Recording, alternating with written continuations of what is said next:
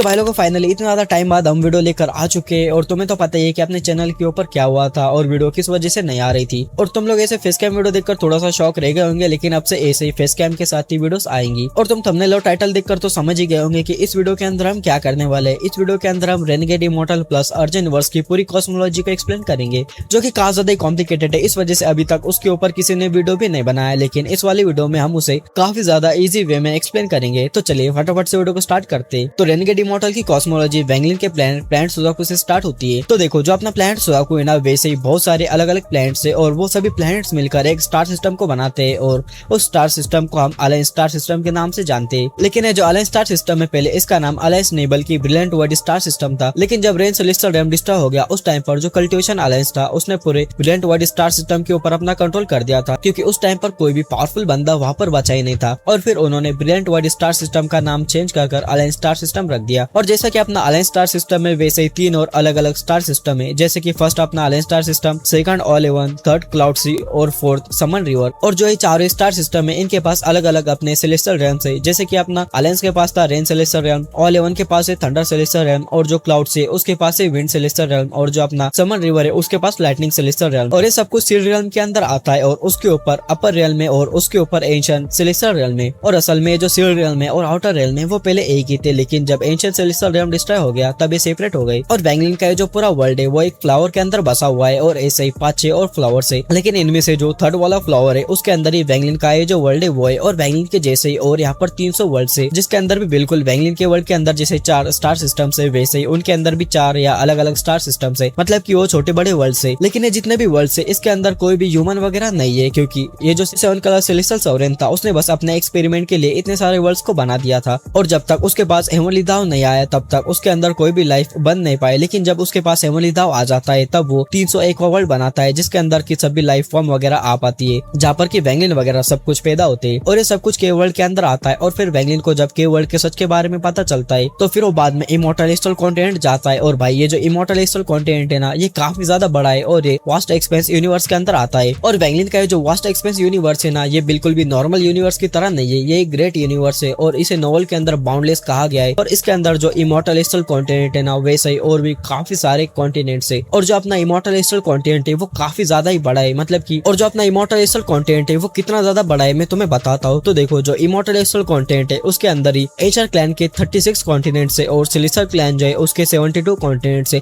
और ये कॉन्टिनेंट्स भी काफी ज्यादा बड़े है, मतलब कि तुम के वर्ल्ड को जो हेवनलीबल कॉन्टिनेंट है उससे कंपेयर कर सकते हो। हेवनलीबल कॉन्टिनेंट जो है उसके बस एक छोटे से हिस्से के अंदर ही अपना जो पूरा के वर्ल्ड है वो आ जाएगा। तो तुम अब समझ ही सकते हो कि इमॉर्टल एस्ट्रल कॉन्टिनेंट कितना ही ज्यादा बड़ा है और क्यों वास्ट एक्सपेंस यूनिवर्स को बाउंडलेस कहा गया है। और ये जो वास्ट एक्सपेंस यूनिवर्स है इसके अंदर ऐसे पावरफुल कल्टिवेटर्स के अलग अलग वर्ल्ड्स बनाए गए, यानी कि तुम इसे पॉकेट यूनिवर्स या फिर मिनी यूनिवर्स की तरह ऐसे मान सकते हो। और ये हमें रेनेगेड इमॉर्टल नहीं बल्कि इसके आगे की नॉवेल्स में पता चलता है, बस बियॉन्ड टाइम्स को छोड़कर, क्योंकि अर्जेन वर्स के बाकी के जितने भी नॉवेल्स है वो सभी इसी वास्ट एक्सपेंस यूनिवर्स से स्टार्ट हुए, लेकिन जो बियॉन्ड टाइम्स है वो थोड़ा अलग यूनिवर्स से स्टार्ट हुआ है। तो रेनेगेड इमॉर्टल की जो कॉस्मोलॉजी थी वो यहीं पर एंड होती है और इसके आगे अर्जेन वर्स की कॉस्मोलॉजी आती है। और भाई जो अर्जेन वर्स की कॉस्मोलॉजी है वो काफी ज्यादा बड़ी है, मतलब कि ये पूरी की पूरी बियॉन्ड टाइम्स की कॉस्मोलॉजी है जो कि काफी ज्यादा बड़ी है। तो देखो जो वेंगलिन का वास्ट एक्सपेंस यूनिवर्स है वैसे ही काफी सारे यूनिवर्स है, जैसे कि हम बबल यूनिवर्स कहते हैं। और ये सभी यूनिवर्सेस मिलाकर एक स्टार डोमेन बनती है। और जो स्टार डोमेन है वो एक ही नहीं है बल्कि वो इनफाइनाइट है। और इनफाइनाइट स्टार डोमेन जो है उसके ऊपर आती है दाव डोमेन। और जो दाव डोमेन है वो भी इनफाइनाइट है, मतलब कि सभी दाव डोमेन के अंदर एक एक स्टार डोमेन और एक एक स्टार डोमेन के अंदर ऐसे ही काफी सारे बबल यूनिवर्सेस। और इन सभी के ऊपर यानी कि दाव डोमेन के ऊपर आता है एक बड़ा सा रिंग। और ये जो रिंग्स है वो टोटल 72 रिंग्स है, मतलब कि 36 अपर रिंग्स है और 36 लोअर रिंग्स है। और ये जो 72 रिंग्स है ये एक बहुत ही बड़े वास्ट स्पेस में ऐसे फ्लोट कर रही है। और ये जो 72 स्टार रिंग्स है उनमें से जो 36 लोअर स्टार रिंग्स है उनमें से एक का नाम है डीप अर्थ स्टार रिंग और उसके अंदर ही वेंगलिन और बाकी सभी एमसीस के यूनिवर्सेस है। और जो ये 72 स्टार रिंग्स है उनमें से जो 36 लोअर स्टार रिंग्स है उसके अंदर से एक स्टार रिंग है डीप अर्थ स्टार रिंग, जिसके अंदर सभी एमसीस की स्टोरी कंटिन्यू होती है। और ये जो बियॉन्ड टाइम्स की कॉस्मोलॉजी है वो मेरे हिसाब से सॉलिड स्टार से भी ज्यादा बड़ी है। और अभी भी तुम्हें ठीक से ये समझ नहीं आया तो मैं तुम्हें शॉर्ट में समझा देता हूँ। तो देखो एक बहुत ही बड़ा स्पेस है जो कि बिल्कुल एक ओशन की तरह है, जिसे कि हम ओरिजिन ओशन बोलते हैं। और उसके अंदर 72 स्टार रिंग्स है जो कि इरेगुलर शेप में ऐसे फैली हुई है, जिनमें से 36 अपर स्टार रिंग और 36 लोअर स्टार रिंग्स है। और जो 36 लोअर स्टार रिंग्स है उनमें से एक स्टार रिंग जिसका नाम की डीप अर्थ स्टार रिंग है, उसके अंदर ही वेंगलिन और अदर एमसीस का वर्ल्ड है। जैसे कि एक बड़ी सी स्टार रिंग है जिसका नाम डीप अर्थ स्टार रिंग है और उसके अंदर इनफाइनाइट दाव डोमेन है और उन इनफाइनाइट दाव डोमेन्स के अंदर से किसी एक दाव डोमेन के अंदर इनफाइनाइट स्टार डोमेन्स है और इनफाइनाइट स्टार डोमेन्स में से किसी एक स्टार डोमेन के अंदर बहुत सारे बबल यूनिवर्सेस है, जिसके अंदर की अपना एक ग्रेट यूनिवर्स है जिसका नाम वास्ट एक्सपेंस है, जिसके अंदर की इमोर्टल कॉन्टिनेंट और अलग अलग एम्सिस के अदर कॉन्टिनेंट्स है और फिर उनके द्वारा बनाए गए अलग अलग वर्ल्ड, जैसे कि बिल्कुल के वर्ल्ड की तरह। तो ये थी पूरी रेनगेट इमोर्टल और अर्जेन वर्स की कॉस्मोलॉजी, लेकिन अभी भी हमने इसे पूरी तरह से डीपली एक्सप्लेन नहीं किया है। लेकिन किसी दिन हम बियॉन्ड टाइम्स की कॉस्मोलॉजी को बहुत ही ज्यादा अच्छे से एक्सप्लेन करेंगे, उसके अंदर जितने भी स्टारिंग्स है उन सभी को अच्छे से एक्सप्लेन करेंगे। तो अब तुम बताओ नेक्स्ट वीडियो किस टॉपिक के ऊपर बनाओ, वैंगलिन के बाकी सभी यूनिवर्स के कनेक्शन के बारे में या फिर वैंगलिन अदर नॉल के एंसेस से कैसे मिलता है और अदर नॉल में कैसे अपेयर होता है उसके ऊपर बनाओ या फिर किसी और चीज के ऊपर, तुम मुझे कमेंट में बता सकते हो। तो इस वीडियो को यहीं पर ही एंड करते